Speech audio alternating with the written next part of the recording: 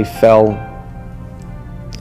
the length of my body, so which is 6 foot. So I had to go in for cervical surgery, which was a 6-hour operation of fusion, where they took out the discs and put bones from a cadaver in there. I have steel plates and screws in my neck, which limits my my ability to look up and down. Very active. Bungee jumps, skydives, rode motorcycles, played sports with my kids. Right now, I can't run, can't jump, still can't tie my shoes. It's put a hold on a lot and hard on the family. In far too many cases, when workers are injured or killed on the job, it's their loved ones who suffer the most. About 2 in the morning, I was awoken by someone screaming on the answer machine. I could hear his manager saying, "Millie, pick up, pick up." So finally, after he kept calling and calling and woke me up, I answered, and he said that Dan had fallen and that he was in the hospital. We had an extremely happy marriage, which is rare, and I just miss him. I loved him so much, and he loved me so much that it's hard to believe that that wasn't going to be forever.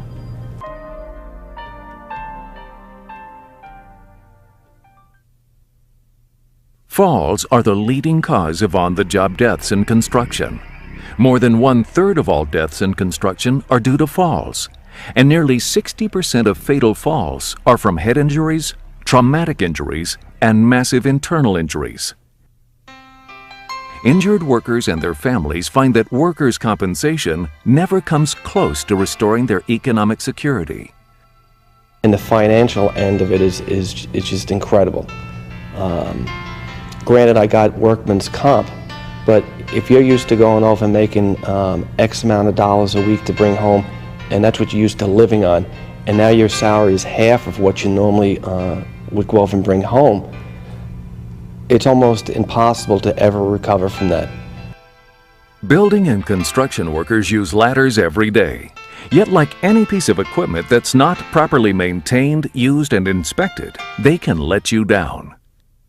In fact, your very first step should always be to think about the right ladder for the job. This includes the type of ladder, the length of the ladder, its duty rating, and the ladder material. Assess whether you need a self-supporting ladder like an A-frame or a portable ladder. To determine the maximum working height on a portable ladder, check the duty rating sticker for its highest standing level and add 5 feet. Also, check the duty rating sticker to be sure that it can support the weight of you and your tools. Construction jobs should use Type 1, 1A, or 1AA, which hold up to 250, 300, and 375 pounds respectively.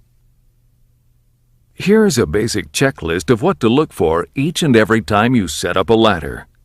Check all of the ladder parts for cracks, bends, splits, or corrosion.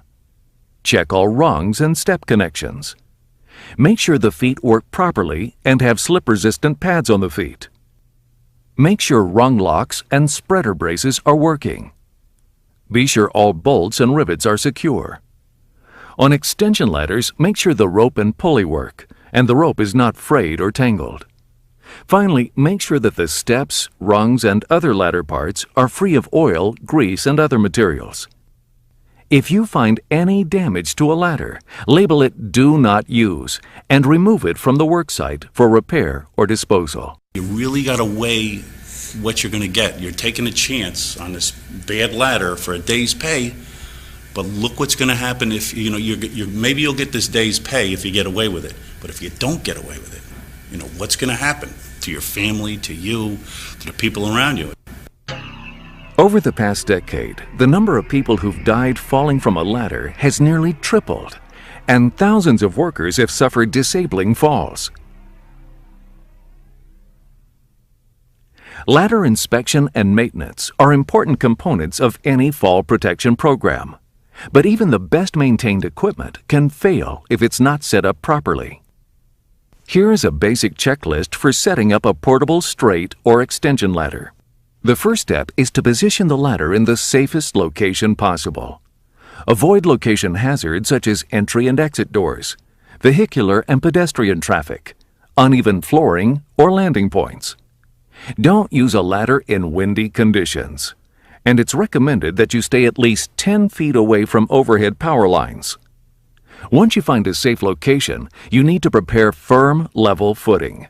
If you don't provide a level base, the ladder will become unstable when a worker climbs it.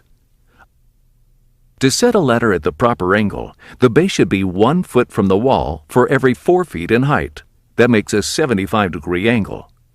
An easy way to estimate this angle is to put your toes at the ladder base and extend your arm. Your hand should just reach the ladder rungs. If the rungs are too close to you, the ladder angle is too steep.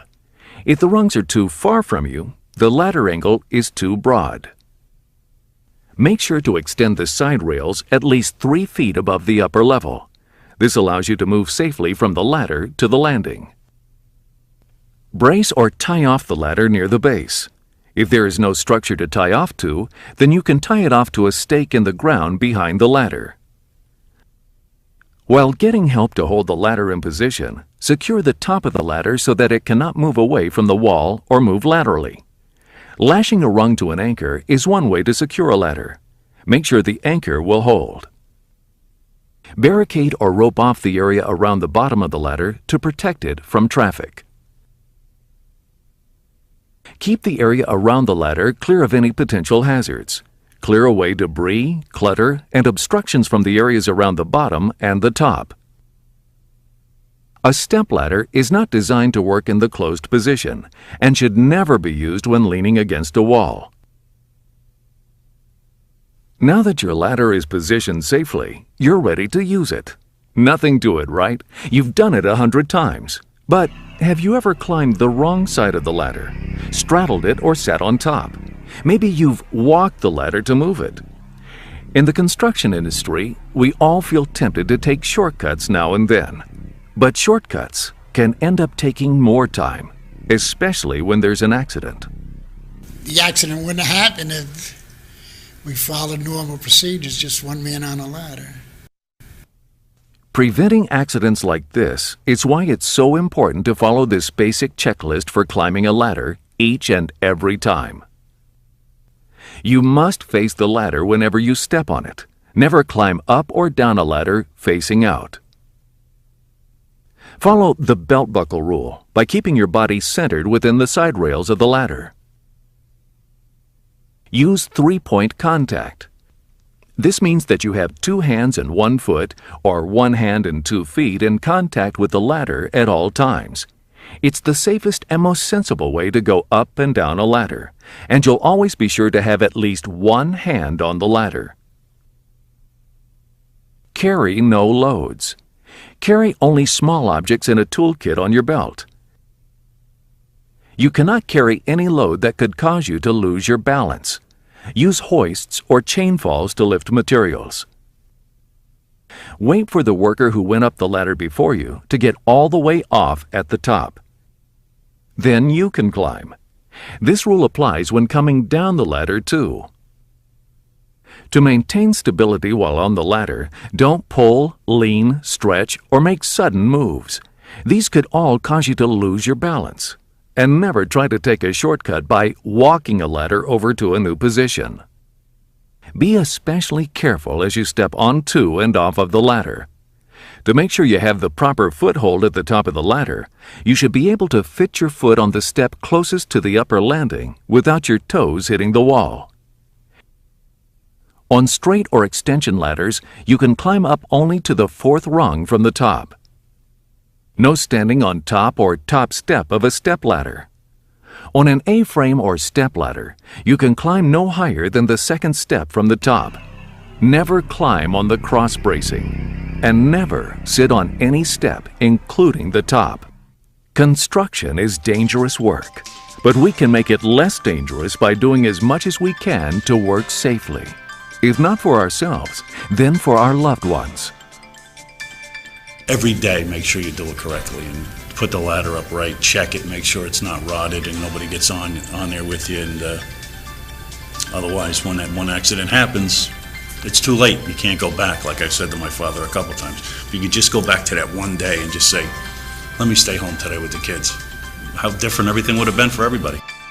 There are no guarantees in life, but working the right way goes a long way toward a rewarding career and a prosperous future for you and your loved ones. So let's take as much pride in a job done safely as we do in a job done well.